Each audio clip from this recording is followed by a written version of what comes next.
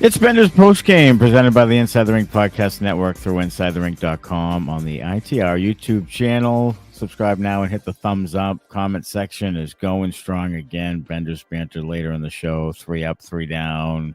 Tell us your sips tonight. The Boston Bruins, again, as bipolar as can be, falls behind 2-0 early. Looks like they're dead in the water. Again, who are we trading? Who are we firing? And then all of a sudden, as this team has done a few times this year, scores quickly, changes complete momentum, especially at home, quickly, with 3 goals in 4 minutes. And all of a sudden, they're in the driver's seat and they win it 5-2. It is frustrating. It is downright shocking at times. Well, how different the team can be from minute to minute. It is minute to minute, isn't it? Yeah, it is. They are. They have like multiple personality disorder. They're bipolar. They're fucking ADHD. They have everything. Everything. They could probably use a little of Sean Daly's Evolve ABA to get a little counseling. Yeah, I think so. I don't know what the problem is. I really don't. They're all over the place, and it's like you said. It's from 1 minute to the next. Yes, they literally down to like they're gonna get blown out again. Mm-hmm. And then they just catch lightning in a bottle, score a couple quick, then get the lead, and then they look like a different team. And it's weird because the very first shift of the first period was great. And then as soon as the Islanders get it into the offensive zone, tic-tac goal. And you're like, what is fucking going on? And then it was all downhill that way. So, they have to be a little more even-keeled almost, a little more steady, a little more consistent overall. You can't have these big swings one way or the other, but I guess that's what happens when you're a bad team. You get big swings one way or the other. Yeah, I think so. And here's the problem. They come out ready to go. And then Korpisalo, you got to make a save. Like literally the first time the Islanders get in the zone, they score the goal. And you have to make that save. Like you had just dominated for a minute straight. And the Islanders come down and score. So then you could almost tell at that time the team was like, Jesus, like that's the last thing we need right now is that puck to go in. And then, like you said, the Islanders have the puck in the zone like forever. Then you take a penalty, the extra attacker is on. You have no idea where your coverage is. You're all over the place. Your head is spinning. You shouldn't be down 1-0. And now, bang, you're down 2-0. And now you're like, Jesus Christ, here we go. Like what? and you know what? Amazingly, the crowd didn't seem to get on them all that much, which I thought was interesting. Like the crowd, there wasn't a ton of like throwing shit and banging glass and I'm not chanting. I'm not sure the crowd was even in their seats by the time they were down 1-0. And they probably did. They probably got their beer and their jumbo meatball and got back to their seats and were like, here we go again. And we're just deflated. They didn't have the energy to boo them at that point. Because they're like, I just fucking sat down. Can I take a sip of my beer before you guys fucking throw up all over yourselves? Right. Sorry, John. But Jesus, I mean, figure it out. What's Andrew Peeke? This is what I want to know. On that first goal, what's Andrew Peeke doing? Hampus Lindholm is the one who shoots the puck. He comes in, high slot kind of, shoots the puck, misses the net, and that's part of the problem. But misses the net. Where's Andrew Peeke?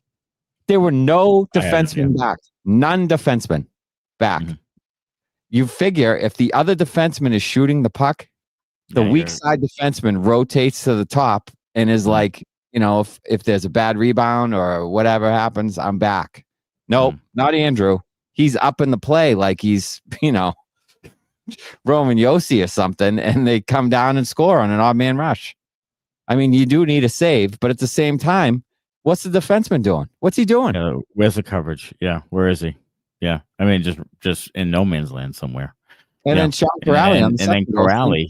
Yeah. Oh, the Corrali. He plays around the every high night. spot, nowhere near Palmieri or whoever the goal scorer was. Palmieri. Why is he playing every night? Like, he's the one guy you don't rotate out. He's shown me nothing. Like, and he continues to play. And he's been on the ice for a lot of goals the last couple of games. Like, a lot of goals. Every time I see him go by my screen, like Corrali, 52.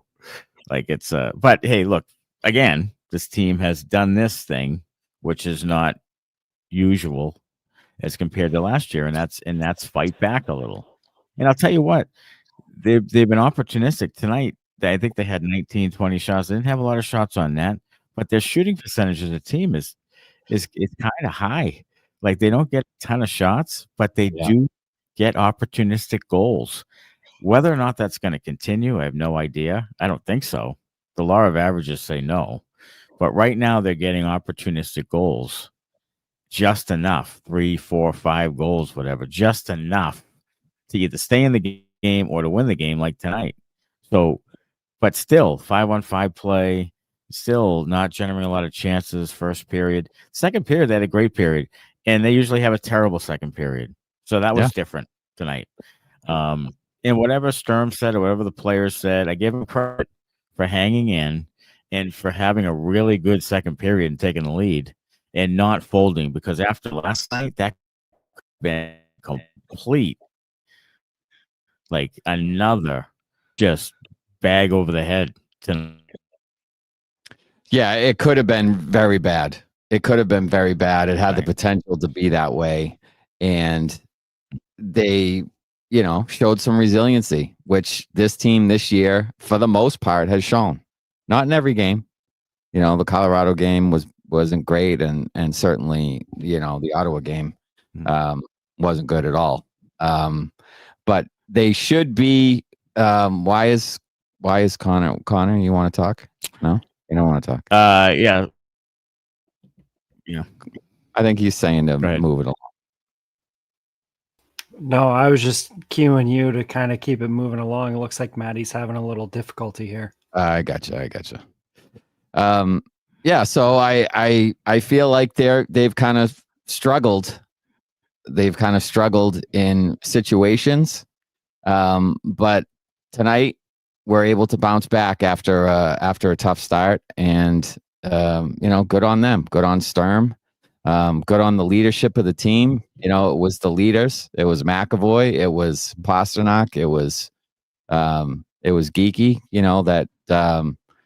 That kind of brought them back, and it's good to see, because after the effort the other night, they certainly needed some of their leaders to step up. And I think even though Hampus took some penalties, he makes a huge difference for them on the back end. He really does.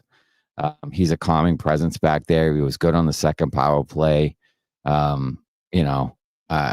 the first couple of goals where it was a little rough, like he was back to his usual self, and they're going to need that if he's going to, if they're going to, stay above 500. They're going to need him to be healthy all year long. I mean, they just do. Like, they really miss him, because I think he's a calming presence back there. And I think even though he doesn't really play with McAvoy, I think for some reason he calms McAvoy down, or McAvoy can watch him when he's out on his shift and see, I don't have to go like a bat out of hell all the time and play like an asshole. I can just relax and play. And he's better. I think he's better when Hampus is in the lineup. I do. I think so too. I think McAvoy, when he's not in the lineup, McAvoy thinks that our pair is going to be the best pair by far. And I think that he realizes Lindholm's a really good player, and he has a good second pair to play. And I think that's the difference, All right. Benders Banter is presented by Evolve ABA. Evolve ABA offers consulting services from a board-certified behavior analyst to adult day programs and residences, schools, and even businesses using the principles of applied behavior analysis.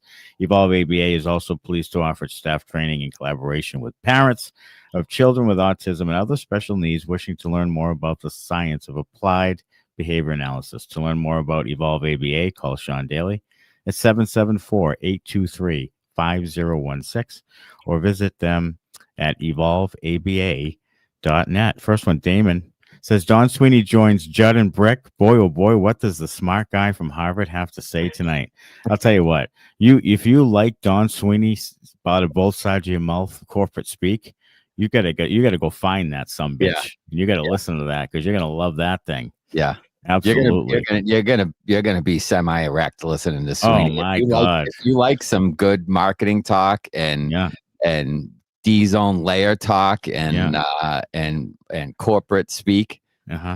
Yeah, that's right up your alley. You get a little chubby after listening to Sweens go on and on for 5 minutes about nothing at all. How about when Brick asks him about the defensive zone and he can't make a pass from point A to point B, and he goes on this 5-minute like this is how you do it thing, and I don't even know what he's talking about. I have no idea what he's talking about. I've watched hockey for 45 years. Yeah, our defensemen weren't clean, and then they're getting too much pressure. And I mean, oh my God, us.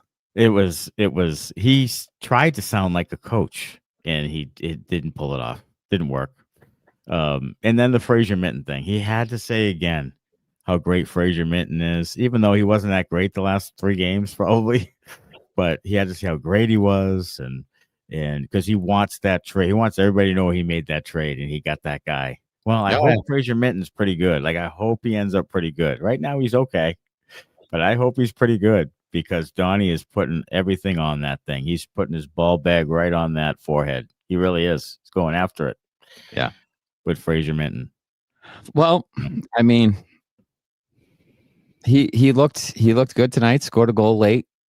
I thought he had his legs tonight, and I thought he had his legs in the Ottawa game. I thought he was one of the few guys that did have legs. Yeah, we have him at top star or whatever the hell last game. Yeah, we did. He did play well yesterday. And I'll tell you what, I thought Geekie gave him a little jolt because they slid Geekie down the third line after his horrific back check again on the Horvat goal. Yeah. And put him down the third line. And that really gave Minton and Jeannot even some juice, I thought. I think so too. I think, it worked out kind of well for everybody because I think it juiced, it tweaked Geekie because he got demoted for the bad back check, but I think it gave those other 2 guys a little lift. Like, we finally got somebody that can score some goals to play with. And it gave them a little boost, and they were flying around there for a little bit. So, maybe that's something that you keep an eye on. If you can find another fucking forward to play up there with. Yeah, I mean, Husadinov played okay up on the top line for a bit there. Look, he was flying around. I mean, those guys when they go up top there, and especially the guys with speed and a little determination on the puck, like he can win some pucks for Pastrnak. Like he made a play on one of those goals. I think it might have been Pasta's goal to keep the play alive with a pretty good play. So, and he'll probably come out of the lineup in the next game. Probably will. It won't be Corrali. It'll probably be him for some reason, even though he's playing pretty well. I feel like Corrali should come out, and as much as I hate to say it, I think Beecher should go in and center the 4th line. I think that's what it should be. You like Beach there? Yeah. I mean, he's good on faceoffs. He penalty kills. Like, if Corrali is a penalty killer, that's why he doesn't come out of the lineup, by the way, because he killed a penalty kill. But is he killing penalties? Because last night it was atrocious. Yeah, I mean, he sucks at it, but that's one of his jobs. But Beecher does that too. So that's what I'm saying. Put Beach in for Corrali and have him center that 4th line. He can win faceoffs. He can penalty kill. Can't do anything else. Just like Corrali can't, but he's faster than Corrali. So I feel like that should be him. That should be his spot. It really should. I mean, they should trade Corrali. They should waive him. I don't know. Do something else. They should trade him. They should trade him now. Yeah, I mean, wait till he scores a goal and then trade him. Brick Top says Donnie. Yeah. Donnie actively throwing players under the bus. This is going to go right up Smitty and Matty's ass. Yeah. I mean, he said it was on the players, like 2 seconds in. It was on the players to perform. Donnie, your roster stinks. Yeah, again, I think you're doing a disservice to people. You're expecting more from someone who can't give it to you. Yeah. That's been his MO the last couple of years. He thinks the team is better than it is. And I don't know if it's just blinders on, if it's rose-colored glasses on, if it's poor scouting and thinking you have more than what you do. Yeah, or if you stopped scouting 3 years ago and you think you have Tanner Jeannot in his prime, the 24-goal Tanner Jeannot, the 82-point Elias Lindholm. I don't know what he's expecting out of these guys, but what he's getting is not what he paid for. No, I mean, he thinks this shit doesn't stink. He thinks he does no wrong. Substantially more than he should have. What has he ever said that leaves you to believe he's ever done anything wrong in his life? He thinks everything is. He thinks he knows everything. Man, he's a Harvard man. Let's see. The next one is Matthew Curtis. I have a sick feeling that there's still a strong chance that another coach gets fired in Sweeney stays. I don't know. This whole defensive thing with the hybrid and I guess Montreal tried it last year and scrapped it. Mm-hmm. So this is a tough sell. I don't know why you do it with a team like this that's not super talented, and your defensive core, you lost Lindholm. You're asking guys who are not great NHL players to do this hybrid thing. I don't know. And you don't have a lot of practice time. I mean, don't you consider those things when you're trying to, implement something completely different? You would think. I mean, you don't have practice time. No, you don't. How are you going to fix that game to game? Well, and the other thing about it was he said they had a really good training camp. Yeah. Did you notice them playing man on man in the preseason? No, I didn't notice that at all. I didn't notice it at all. I didn't. So, I mean, better camp than last year when your coach didn't want to be there. This is my problem with it. If we had a really good training camp, wouldn't you think the system would be implemented? So we would have seen some man-on-man play in training camp. Mm-hmm. We would have ironed out the kinks of when do we pass a guy off? Who's the layer? If a guy gets beat, who's the guy that's rotating there? All that shit, you would think would get ironed out in training camp if you had a really good training camp and you implemented your system. But it doesn't appear that way. It appears that we're fucking 10 games in now, and they're like, oh, well, there's going to be some kinks and there's still some stuff to iron out. Well, what did you do in training camp then? Yeah. Did you actually condition like you didn't the year before that? I mean, is that all you're considering a good training camp? Guys showed up in shape? I mean, that's a pretty low fucking bar as far as I'm concerned. It is a low bar. I mean, last year you had guys coming off surgery. You had guys you didn't play. They played one preseason game. Last year was a complete fucking country club. It was. It was awful. But here's the other thing. Are they doing it in Providence? What, playing this bullshit system? Yeah, playing this bullshit hybrid system. Because if you bring a guy up, he hasn't done it. I mean, that's why they're not going to bring anybody up.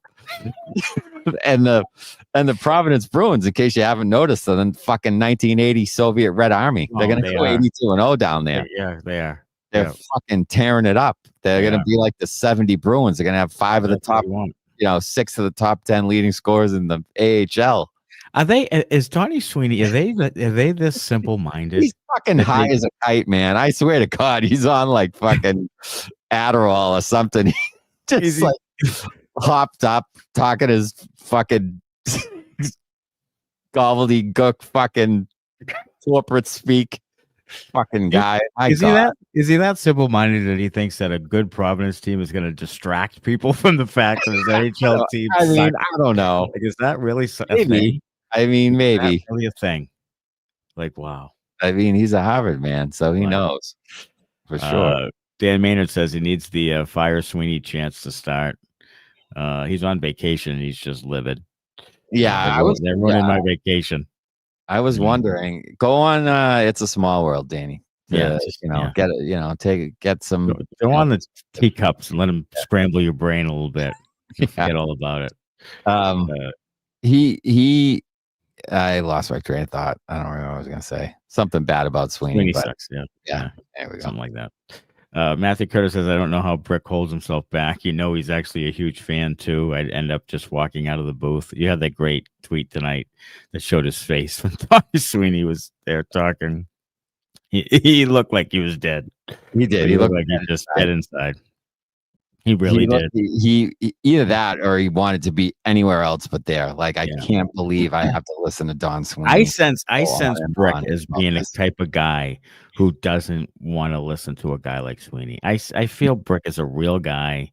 Yes. He's he's just a Boston guy. He's a former player. Mm-hmm. Like, I feel like he doesn't give a shit about what Sweeney says on either side of his mouth. I feel like that.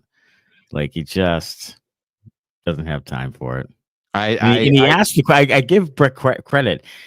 While being respectful, he tried to make him kind of look bad. Like, he kind of said, like, you can't make a pass from A to B. Yeah. Like, what are you going to do about that? Why is that the case? We said it in a different way. He did. He said even when you do defend, which was a shot, first of all. Even when you can finally get the puck away from the other team, you can't make two passes to get out of your own zone, is basically what he said. Yeah. That's what he said. You can't break the puck out of your own zone when you do finally get the puck. Yeah. And then Sweeney went on like a 5-minute diatribe about getting the puck and the defense. Too much. I don't know what he was saying. I don't know what he was saying. He totally just goes into that mode where he's like, I'm going to talk until no one understands me anymore. Right. He just talks into a big spin that you don't know what he's saying. Like, he just uses a few big words and you're like, I think he knows what he's talking about. I think so. Jesus. Craig Campbell, people of Boston, how can you continue to spend money on this shit? Nothing will change until you quit buying tickets. Management doesn't give a shit about you or winning. Sweeney, Neely need to go. I mean, there's some truth to that. Yeah, I mean, honestly, I believe most of what he said there. Yeah, I mean, Charlie Jacobs said you were an idiot when he said that you were 98% fucking renewal rate for this band of renowned. Damon, this team is the most up and down bipolar team I've ever had the pleasure to watch. Wow, it is. Like, this is a couple of occasions now. Colorado game was the same kind of way. I'll tell you what, they will only win these types of games at home. Like, I don't see them winning a game like this on the road. I think you're going to see more Ottawa games on the road, and you might see some of these at home. Other than that, I think that they're screwed when it comes to road games against good teams. Again. Yeah, I agree. I think it was like that last year. Certainly, they went out to Winnipeg and got waxed. Oh my God, waxed. Yeah. I mean, I don't know how. At one point, I think we counted, but they had like an absurd amount of games where they gave up 5 or more goals last year. Yes, especially on the road. Absurd amount. Yeah, they had an absurd amount where they were lost by like 4 goals or more. Yeah, like it was just like crazy. Severed Soul says a fraudulent win. Yeah, seems like they're 5-7. Seems like 3 or 4 out of their 5 wins are fraudulent. Like, they shouldn't have won. And these last 2 at home, they shouldn't have. I mean, yikes. Bricktop, Hampus coming back really gave them a mental boost. Yeah, we talked about that. I think that's true, especially for a guy like McAvoy. He kind of a calming influence back there. He kind of settles everybody into where they should be. Lohrei needs to probably go to Providence, to be honest with you. I mean, I hope you never see, at least this year, you never see Lohrei and McAvoy again together. You can tell now, like McAvoy, I thought was really good tonight. I thought he was fine. Like, I thought I had no problem with McAvoy tonight. But Jesus, when Lohrei's in there with him, it's like he's like a different guy. Jesus. Sweeney's probably threatened to take away the mom's strip, said Bricktop. Brazo with a beauty tonight, says DK. Matty will be happy. I'll tell you what, you could fire Brazo to the sun. He's playing with Gino Malkin, first of all. Okay? Yeah. He's got 6 goals and 6 assists, whatever. He's second on the team to Sid in goals. Good for him. Like, he goes and scores 20 goals. It's fine. The Bruins do not miss Justin. They do not need Justin Brazeau. They don't need a big lumbering guy up and down the ice. They don't need that guy. He would not do that here because he wouldn't have a center. He'd do the same 8 or 10 goals. No, he would not do that here. He would not do that here because he does not have Hall of Famer. Yeah, he does not have Evgeny Malkin, who has 13 assists and 16 or 15 points. Yeah, I mean, Gino is like rejuvenated. He's like, I don't know, he took some sort of oils or something. Oh, God, it makes me want to die. That first period had me wondering what Anders Bjork was up to. Being a fan of the team comes inherent risk of trauma, always, says Craig Leleave. One of Donnie's real scores was getting rid of Anders Bjork for anything. Yeah. Particularly Taylor Hall. Didn't he draft Anders Bjork? He did. Yeah. They talked about it on the pregame with Razor and Rask. They talked about the drafted players. Was it them? They talked about the drafted players. Yeah. I can't remember who I was watching. Or maybe it was Felger and Maz. I think it was Felger and Maz. But they were talking about how they have nothing to show for, going all the way back even till that 06 Dressel and Lucic and all that. Like, they have nothing to show for it. McAvoy and Pastrnak and Swayman. Is it. Like, it's it. Like, they don't have anything to show for all those years of drafting. That's insane. I don't care how many first-round picks you traded. You'd think you'd get lucky with a third-rounder somewhere. Yeah. Maybe. Christ. Corpy for the win, says that case. Damn, I wanted those Fire Sweeney chance to get going. Corpy actually righted himself. He did. He gave up that goal, and it just looked like, oh, my God. And he played bad the last game. So you're like, oh, my God, here we go. But he made 33 saves. I mean, he righted himself after that. Made some quality ones. Really big saves. Yeah. Really big saves. And they had some good chances, some real good chances. Oh, my goodness. Speaking of goalies, producer Connor gave us a little goalie stats here.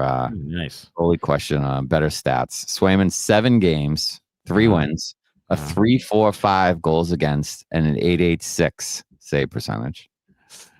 Korpisalo 4 games, 1 win, a 4.03 goals against, and an 8.45 save percentage, which does not include tonight's stats. Wow. So goaltending tonight. His stats will improve. But the goaltending overall, I mean, look, Swayman's was swayed by the game in Ottawa. Yeah. Because he was really good early on, and then he kind of faltered a little bit. Yeah. And if you have a few bad games, especially early in the season, it's going to skew them. But they've had some really good goalie games that have allowed them to win. And then they've had some really poor goalie games that have just sunk them. And Connor wants to chime in. So NHL stats just updated after I had sent that. And Korpisalo's goals against went to a 3.62 and his save percentage to an 8.70. Okay. Well, there you go. So I got a little jump. Look, I think both can be true. I think, they aren't great and the team isn't great in front of them. Like, it's like, I think there's a little bit of ownership for both, from both parties. Absolutely. But Swayman's not as good as you need him to be overall. He's just not. He's not consistently good enough for what you're paying him. No, there's too many farts in there. Yeah, you can't. You can't give up weak ones. You can't lose focus for 2.5 periods. If you're getting paid what he's getting paid, 8 and change, you can't. Even if you're getting your ass kicked and the team in front of you is getting your ass kicked, you can't afford to take periods off. Like, you have to make the next save in order to keep that team, even if you're not going to climb all the way back, but in it to a certain degree. Like, even if you're down 4-1, and it's the second period and you're getting fucking trounced, make the next save. Maybe you get to 4-2 and then, you get a power play and you score. Like, you can't give periods away to let that thing get away from you. So it's 4-1, 5-1, 6-1, and then forget about it. You can't. And No, that's you what can't. he did the other night. Like he just stopped trying, and it went from 4-1, 5-1 to 6-1 like that, Right. and then it was over. He Yeah. can't. He's getting paid too much money to have shit like that happen. Like he needs to be dialed in the whole game, no matter what. I agree, and you can't just. It almost seemed like he wanted to be pulled, like he was waiting for, like, looking over the bench, like, you're gonna pull me, because this sucks, and I don't want to be out here. That's what it looked like. Eyssimont, elite performance again, says Michael. He is actually been really underrated. Yeah, and he scratched a couple of times. So riddle me that. I mean, he'll probably be. Well, actually, he wasn't scratched, but he's been up and down the lineup. But Eyssimont is kind of as advertised. He plays hard. He's a fourth liner kind of guy, but he can put a goal in every once in a while. He's been on good teams, cup contender, cup winning teams. I mean, he's got a resume to him. He's actually on a pretty cheap contract. Yeah, and he plays with a little bit of an edge. He does. Yeah. So I don't have any problem. I don't have any problem with his game, and I didn't have any problem with the signing of Eyssimont because it was a 1 year deal. It was a 1 year. Yeah, for like $1.3 million or something. Like, it wasn't a lot of money either. It wasn't a Sean Corrali 2-year deal. It wasn't a Tanner Janot 5-year deal. It wasn't a Mark Kastelic 3-year deal. It was a 1 year deal. Curls, great. Yeah. I'm excited that he's back. He loves the city, Loves it here. That was the draw. Yeah. I didn't know Korpi could let up less than 3 goals. Severed soul. Lucky charm. At this point, if the Bruins don't start from underneath, then it's bad luck. Kind of like the Patriots always trailing in the first half. Yeah, this is some bad. Yeah, the starts have been really bad. The starts have been bad and consistently bad. And I'm not a fan of it. I don't like it. I wish they would start better, but it is kind of like the Patriots, because the Patriots, just let the other team walk down and score every time in the first possession, and then you're chasing the game. And I feel like the Bruins have been chasing games for a lot of the season. Early on they scored first, but they were given leads back right away too, which is another thing that drives me up a goddamn wall. But I would like to see them start better, and I don't know what the answer is there, because this team has had that problem for a very, very long time. I don't know. They have. I don't know if it's the sweater. I don't know if it's what they do pregame. I don't know if it's the traffic around the Garden. I have no earthly idea why, but they always seem to start slowly. This team, especially in big games. Especially in big games. Yes. Hasmick says, I missed the game so much, so won't have much to say, but love spending the evening with you guys. We loved having you here, Hasmick. Yeah, we do. The Zaddy Mac pair, I thought, was pretty good. It was okay. I thought McAvoy was good. He was fine. He was what you need him kind of to be. He had 2 assists. He had a block. He had a hit. He had, I thought he was fine. Like, he was much better than with Lohrei when he's spastic. It's just, I thought he was fine. Thought he was the way he needs to be, really. Geeks has got a shot, and unlike Zacha, he beats goalies and doesn't hit the post, says Zach Haste. Matthew Curtis, Lohrei needs to be on your third pair. McAvoy 1,000% better with Lindholm in the lineup. I agree with that. Yeah. Mr. Poe 22, I think they need to keep Lohrei out of the lineup for a while. He's a liability on defense. Agreed. Like, I'm not opposed to sending him down to Providence. I don't know. I mean, who's in though? In that case, that? Who's in? Who's in instead? Well, right now you have, what do you have now? Asperot. How do you think Apricots did tonight? Apricots was fine tonight, but again, that's a Michael Callahan thing. Like, Michael Callahan was fine the first night too. It was, and then it caught up to him. Yeah, and like I feel like you're looking at the same type of thing. Like, right. He was fine.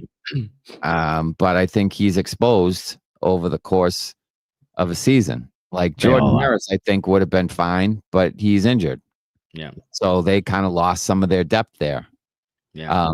I would like to see Frederick Brunet get a chance personally. I would like that too. If you're gonna send Lohrei down, I would say bring up Brunet and let him play there for a bit and see what you have. Because I think he's already better defensively than Lohrei is, and I think he can add a little offense. He's not as dynamic as Lohrei is, but I think he's steady. And you could use a guy who's a steady two-way guy back there.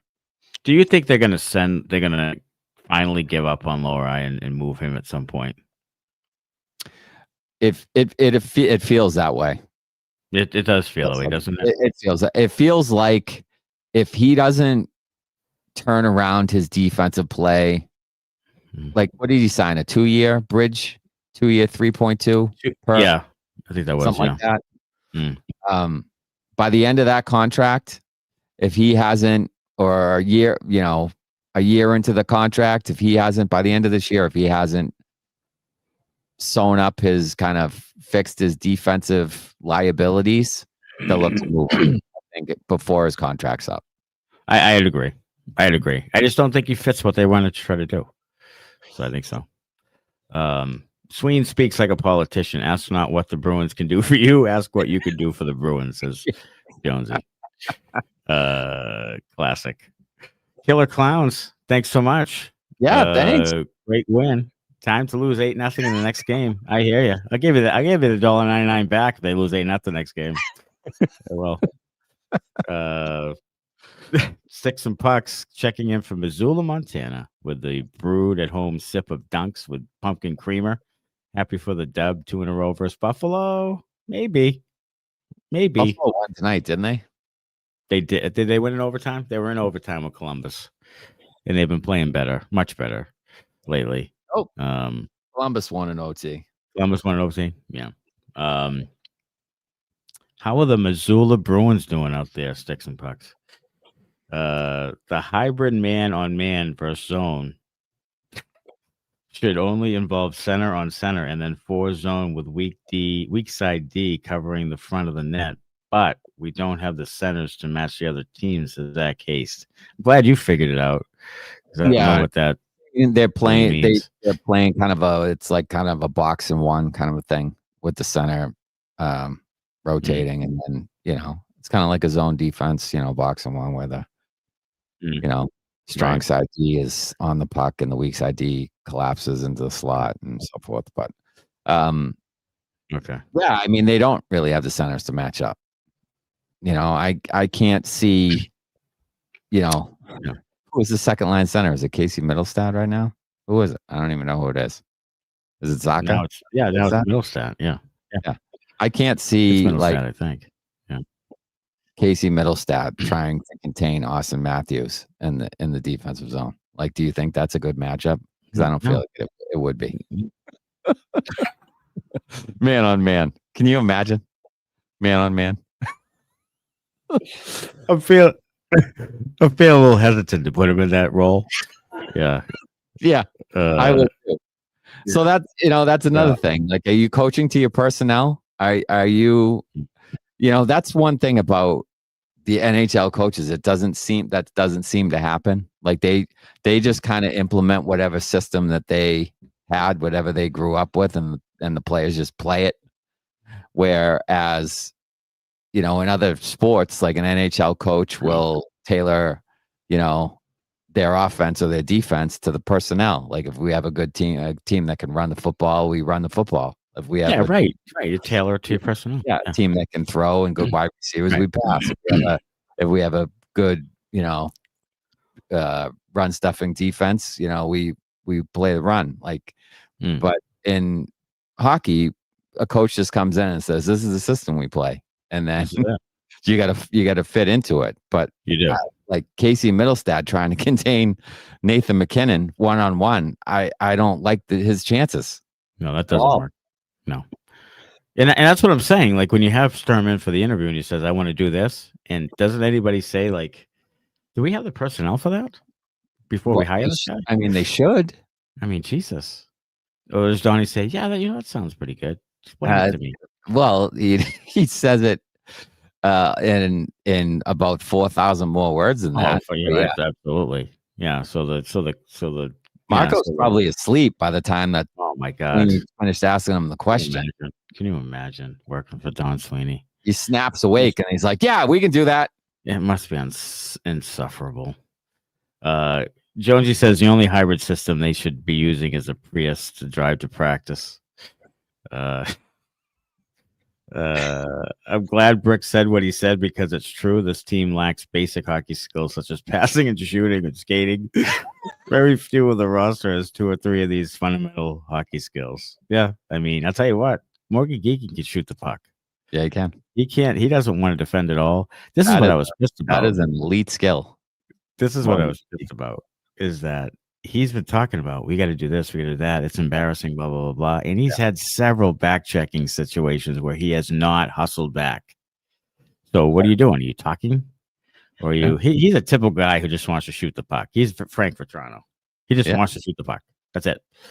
Well, now, I mean, he's drunk with scoring goals now. Now that he can do it, now that he knows he can do it, he's like, oh, Jesus, I'm getting fucking 40 this year. Oh, yeah. Well, they might have 2 40-goal scorers on that time. They might. And still suck pond water. Yeah, he might be fucking minus 25. Yeah. Because he's coasting back. You can't have 2 guys on the same line coast back. No. And that Pastrnak has that sewn up. Yeah. Nat Pat, shut the fuck up about paying for tickets, Craig. I paid good money for tickets to the Buffalo game Thursday. I already feel a clown. Don't make me hate myself even more. Nat Pat, though, you can be the one that starts to fire Sweeney chants for us. You can be that guy, Nat Pat. We are counting on you. We are counting on you. If they get behind her in that game, use that money that you paid for and start those chants up. What is Joker doing on second PP, says Michigan Mike? I don't know. Beaver tapping is a way to tapping to David Pastrnak, throwing it around the outside, and then fucking around the outside. Does bring it up during the contest tonight. They say as it goes over to Joker, looking for his first goal as a Bruin still. Yeah. That's almost like a dig. Like, why is he on the goddamn power play? Oh my God. Judd says some stuff that's just like, you're like, what? Like, sometimes he'll say something, you're like, what? You're looking at the media. He's looking at the media thing and just reading off of it. I don't know. I'm not superstitious, but maybe it's bad luck to not have an official captain. I'd be cool with Hampus, Pasta, or Geekie, says Lucky Charm. I don't give a 2 shits about the captaincy. Everybody else seems to care about it. I just want them to win hockey games. I want grown men to go out and win hockey games. That's what I want.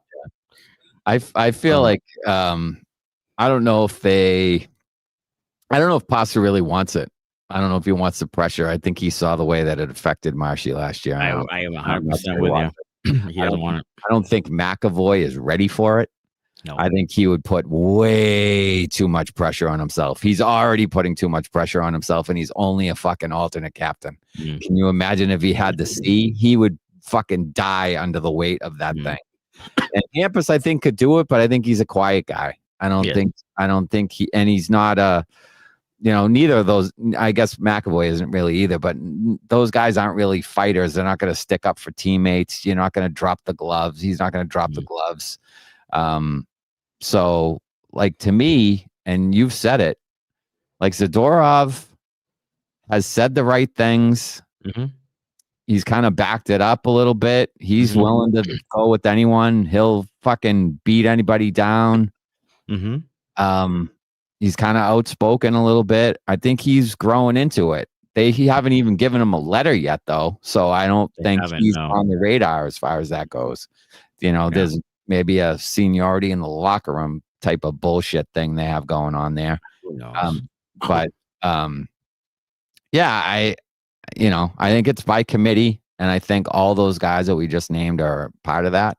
And then probably some of the other veterans too, like Jano and fucking Eyssimont, been on winning teams, and I'm sure fucking Sean Corrali will give you a tour of Boston and the duck boats and, make everybody feel good about themselves. So, there's a bunch of guys, I think, kind of doing it by committee right now. And, maybe they're holding out the letter. We've talked about this before too. Maybe they're holding out the letter as a little enticement to try to bring in a free agent. They did it with Chara. When they brought Chara in, they said, we'll give you the C. So maybe that's a little thing they're kind of holding off to see if they can steal somebody off someone else's team and say, hey, we'll give you the C. Come here. Be the captain of the Boston Bruins. Yeah. I think that could be it too. I don't know. It's just weird they haven't done it. But Rainforest, what did you guys think of Apricots? Apricots was fine. He was good. He didn't make any glaring mistakes, and as a guy making his NHL debut, that's what you like to see. You didn't really hear his name in a negative way, so that's what I've been looking for in his own zone from fucking Lohrei for a year and a half. Like, I don't want to hear your name in a negative light in your own zone. Like, go out there, play a shift, don't get scored on. That's all. Like, that's it. And he did that tonight. So good for him. I'll tell you what, he led the team in block shots, 14:41 of total ice time, 4 block shots and a hit. There you go. Good debut. Good debut. Yeah, I mean, that's what you want for your third pair guy, right? Sure. Doc Davey says, I hear the Oilers are interested in Swayman. I've heard that rumor for 2 straight years. Like, I don't know. Would you trade Swayman to the Oilers for like fucking, I don't want really one of the goalies, but I guess we would have to take one like fucking Stuart Skinner and a fucking second rounder or something, first rounder. I don't know if you can. I would do it a la Allmark, and I would do it first round pick. Skinner and like Savoy or something. Yeah. I do that. I think I would do that, honestly. I think I would do it at this point. Go ahead, Connor. You would have to take multiple players back with the amount of cap difference there and the amount of cap space that they have. True. So you would probably have to take a third line player, Skinner, a first round pick, and then you're probably talking about a decent prospect as well because you're saving them from cap hell and upgrading their goaltending position. So a lot more complicated trade. What's Skinner make right now? Like 5 or something? 4 or 5? Let me double check. We make way less. You'd have to take another 3, I guess. Boy's on the roster right now, I think, as like a fourth liner. So, but I think he's on a rookie deal, so he only makes like $900,000, I think. Yeah, probably. Yeah. Andy Cornholder, good response win. Nice to hear the return of optimistic Smutty. Yeah. Yeah. Skinner's got a contract of $2.6 million. Oh, Jesus. Fuck off. Jesus. That's like $6 million you have to make up. Wow. Yeah. Or close to it. Wow. Yeah. That's That's probably, I don't know. Here's the thing. I would listen to anything on Swayman. Put it that way. I would listen anybody. I would listen to anything on anyone. I really would. And anybody. Yeah. If you want to trade me, Nathan McKinnon for David Pastrnak, like I would do that. Yeah. I would do that. There's a handful of guys I would trade Pastrnak for. Yeah. So I mean, I'll listen on anybody. You have to blow me away. Like, I'm not going to trade Pastrnak for some fucking schmo. You'd have to give me back one of the top, 5 players in the league. But I'd listen on anybody. Like, the team's not good, so I'm listening on anybody. Lucky Charm says, I think Swayman is overpaid, and I'm okay with splitting goalie time, especially if Korpisalo wants to fight for more playing time. But I understand that he may feel obligated to play Swayman more. Yeah, I mean, Charlie Jacobs wants Swayman to play 3/4 of the games because he's paying him $8.25, and I'm sure that conversation comes up. Is why is he playing? Because I'm paying him all this money. You told me he was worth all this money, and he's not playing as much. Why? Like, that's what I would say if I was Charlie Jacobs and I didn't know anything about hockey, but I knew a lot about money. Yeah, that's what I would say. I'm not sure they're that involved. I really don't. I really don't. I think if Jeremy, it's not this bad. I don't think it's to this extent, but I was gonna say I feel like if Jeremy Swayman like walked past Charlie Jacobs, like I don't know if he would know who he was. Like that's how much attention I think they pay to the fucking hockey team. I think they let Neely and Sweeney do it, and I don't think they know anybody. I don't think they know what's going on the team. You know, yeah, they have to cut a check here and there, but I'm as long as they're selling fucking beers and pretzels, and you know the place is 98.7% renewed, and fucking you know they're banging, they're selling out the place even though no one shows up. You know, he doesn't give a rat's ass. He could care less about if Swayman's playing or not playing. And I don't even think he knows who the guy is, for crying out loud. It's a cash cow, and they don't like. They don't care. I think Sweeney and Neely want Swayman to play 3/4 of the games, or yeah, they do. They do. Neely certainly does. Neely wants to punch him in the face. Yeah, he does. Yeah, he does. Then, you know, but then goalie Bob will, you know, pull him back because he's been there longer than any of them. Bobby Senza. Matthew Curtis, how about the intermission comments about Pastrnak not giving a fuck, poor body language? It did seem like shit might go off the rails. Will he keep it together? I did see this with Pasta. That deliberate offside. Yeah. Was classic. Like he's like, I want to come in the zone. I want to come in the zone. Why are you still fucking with it? Now it's in the zone. I'm in the zone. Fuck it. I'm just gonna go touch the puck. It just seemed like I'm frustrated. This is stupid. Yes. Yeah, he 100% was frustrated. He thought it was stupid, and then at that point he was like, "Fuck it, I want to change." So he's like, "If I know if there's a defensive zone draw, I'm not going to be out there." So he touched it, and they brought it all the way down. He went to the bench, sat down. He was like, "This fucking blows." Yeah, yeah. B Wags checking in. B Wags says, "Just hopped in. From what we've seen so far, what's the ceiling for this team at this moment?" The ceiling, I think, is still, honestly, if they can get their shit together defensively, I still think that they can kind of be in it until the Olympics kind of thing. Like they can still kind of hang around. Yeah. But they got to get the defensive thing figured out. Well, for sure. My ceiling for this team is, wild card one. Yeah, wild card one. Yeah, that's it. That's my ceiling for this team. And that's if everybody's healthy. And they figure this shit out. Yes. You know, everybody's playing well. They make a minor move to stir up something. Wild card one. Yeah. That's the utmost ceiling. But I still don't think they're making the playoffs. No. Nat Pat, on a BTB episode last year, Lohrei and Zadorov were watching a Four Nations game, and Zadorov looked like he wanted to tell Lohrei to fuck off and leave him alone. Lohrei was part of the problem. I could see Lohrei being that kind of, weird ginger dude. I could see that. And I could see Zadorov saying, "Get the fuck out of my face before I put my knuckles down your throat." Yeah, I can see that. I can see that whole scenario. 100%. Yes. 100%. I think they call Lohrei Beecher. Yeah. Did I hear somebody saying that on a Behind the B? They should. I mean, it's too easy. I think they did. I think one of them was talking about going to a concert, and he was like, he just said it matter of fact. He was like, "Yeah, it was me, Chucky, and Beecher, or something like that." Like, was it Beecher? No. It was Beecher. It was Beecher. Yeah, I think it was Beecher. Sean Michael says, with the food stamps gone, we have no chance of Matty upgrading his internet.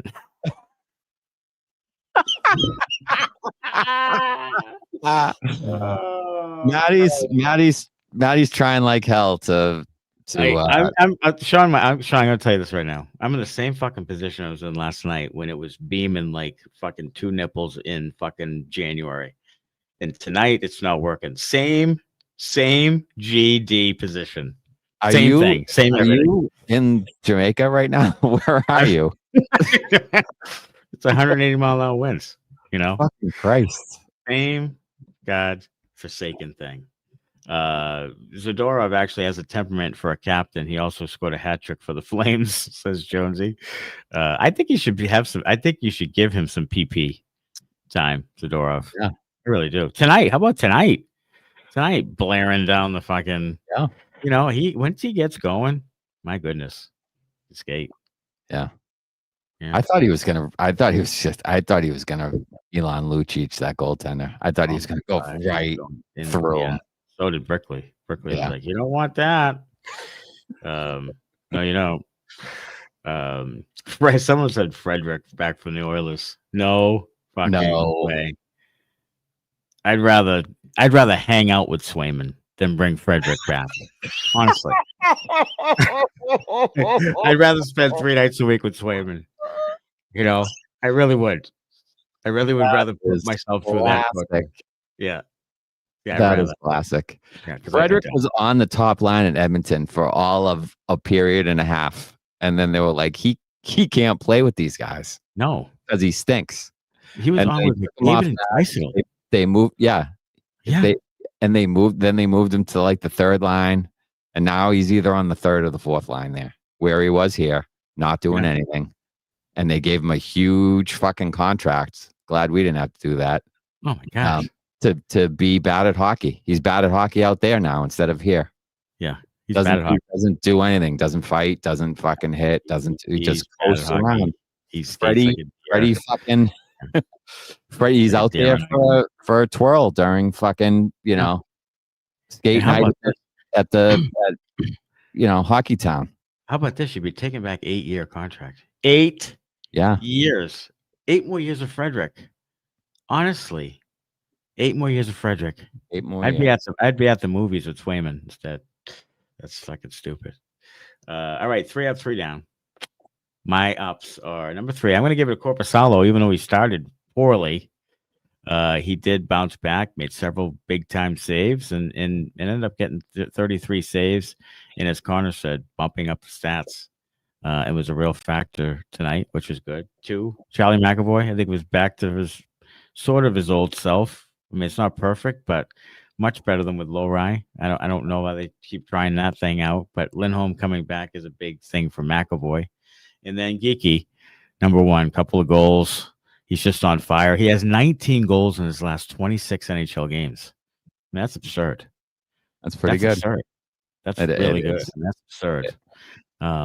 So, I mean, and they need him to score, obviously. I'd like him to back check, but they need him to score. They do need him to score. And he's scoring, so that's good. Yes. Yeah. Quick aside on Freddie, he's played 10 games with Edmonton. He has 1 goal. He has a -1, and he plays about 12 minutes a night. So there you go. But you talk about Joonas' contract. Edmonton signing him for 8 years is borderline criminal. Yeah, it is. Fire that guy to the sun. Yeah. Wow. All right, 3 down. Number 3, Tony DeAngelo. Number 1, he's an asshole. So he's on the list. He sucks too. He sucks. He was -2 tonight. He's a prick and an asshole. So he's number 3. Anders Lee, -2 tonight as well. He took a penalty. The Bruins scored. So screw him. And number 1 down, the Bruins start. Just dreadful. Dreadful. Get down 2-0. Last night, especially after coming off that loss.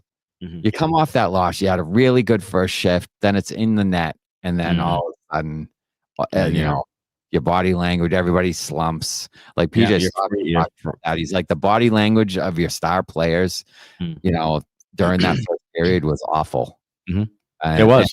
And hopefully they, it was Sturm, or maybe it was them as a collective group, decided to pull themselves out of that thing, and good for them that they did it. But the start's got to be better. So Lindholm had the big power play goal. I mean, that was a big from the bump. That was a big one. It was. And Bruins VQ5EY, some sort of Morse code. It was a joke, boys. Hence the LOL. Yeah.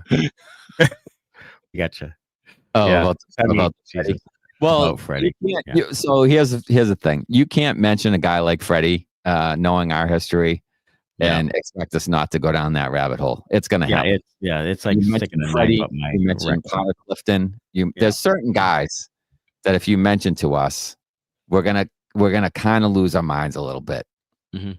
Freddie was with the very first season of this. We did Whipping Boys, and he was Yeah. my whipping boy. Every single episode, I Yeah. would update you on how much of a hammerhead he was. Like Yeah. every single episode. Like he could barely skate. He was like a deer on ice. Yeah. Like it was just like it was hard to watch. Then he had that 1 year, and we were like, okay, Fred, great. Yeah. And then now, right back. All right, look ahead time on 10:30. That's Thursday night versus the Buffalo Sabres. I'll go with the 5-2 loss again. Why not? Loss. I mean, I said 5-2 loss tonight, and they won 5-2, right? 5-2. Yeah, Was it? 5-2. They won 5-2 tonight. Yeah, Bruins. Yeah. So I picked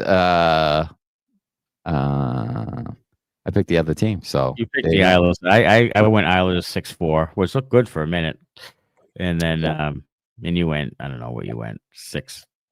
No, I went 5-2. That's what I'm saying. I went 5-2 Islanders. 5-2. Oh, the other way. So Bruins won 5-2. So I'm sticking with it. I'm saying Buffalo 5-2 again. Okay. Yes, Missoula Bruins. Yes, Sticks and Bucks. Give us some updates. We'd love to hear it. What did you say? And yay or nay, Zadorov. What's that? Did you pick?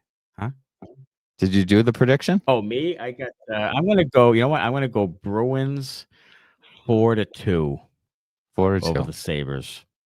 All right, 2 in and a then row. Carolina comes in and steals your ass. Yeah, that's what I'm doing. Okay. Yay or nay, Zadorov white jersey for Matthew Curtis. Ooh. I would say yay. Yeah, I mean he's gonna be on the team for a while. Yeah, Yeah, it's a good I'd call. say yay. I like that call. I think it'd be a nice jersey. Yeah. 91 Zadorov. I think it's a nice. I think it's a nice jersey. I can see Matty in a 91 Zadorov jersey. I could. Oh yeah, me and Zaddy Daddy. Yeah. Zaddy Matty and Matty Zaddy Barry. Yeah, all of it. All of it. When I get a little smaller than Zadorov gets it, but yeah. Well, yeah. How about Geeks? Geeks is a sneaky jersey now. Yeah. Potential 40 goal scorer. I don't like his number though. Numbers 39. mean something. Yeah, I don't like it. Numbers mean something to me on a jersey. I gotta have a number that I like as well as the player. It can't just be like a shitty number. And I think 39 sucks. Okay. I mean that's valid. Some merch. Get some merch at the store, and Bruins win 5-2 tonight. Go to 5-7. We'll see you Thursday night. Right back here. I'll have my Raptors ready to go. Well, no, we'll see him tomorrow night during the live episode because we're doing that shit too. Oh, there's a live episode tomorrow night, 9 p.m. Eastern. Yep, 9 p.m. Eastern tomorrow night. We're doing a live episode, the weekly live. We'll get into some and hopefully Matt deep dive into fire up the hamster wheel to get his internet working. Let's do that. Oh, Jesus Christ.